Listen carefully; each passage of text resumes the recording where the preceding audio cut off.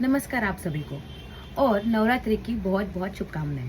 तो आज नवरात्रि के दूसरे दिन माँ दुर्गा के ब्रह्मचारिणी स्वरूप की हम पूजा करते हैं। ब्रह्मचारिणी का अर्थ है तप का आचरण करने वाली। माँ के इस स्वरूप की पूजा करने से भावनात्मक शक्ति बढ़ती है। माँ ब्रह्मचारिणी को प्रेम, ज्ञान, निष्ठा और बुद्धि की देवी माना जाता है। माँ ब्रह्मचारिणी श्वेत वस्त्र धारण किए हुए है। उनके दाहिने हाथ में जपमाला और बाएं हाथ में अष्टकमंडल। माँ ब्रह्मचारिणी का ये स्वरूप बहुत सादा है।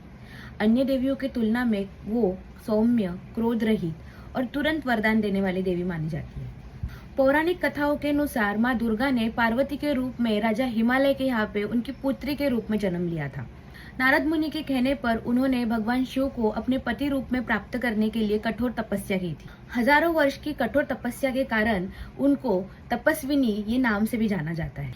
इस तपस्या के दौरान उन्होंने बिना कुछ खाए पिए कई वर्षों तक कठिन तपस्या की और महादेव को प्रसन्न किया। उनके इसी तप के प्रतीक के रूप में उन्हें नवरात्रि के दूसरे दिन इसी रूप से पूजा जाता है। माँ का ये स्वरूप हमें उनके दृढ़ संकल्प और समर्पण के बारे में बताती है। माँ ब्रह्मचारिणी हमें सिखाती है कि सच्ची श्रद्धा और दृढ़ निश्चय से हम किसी भी लक्ष्य को प्राप्त कर सकते हैं।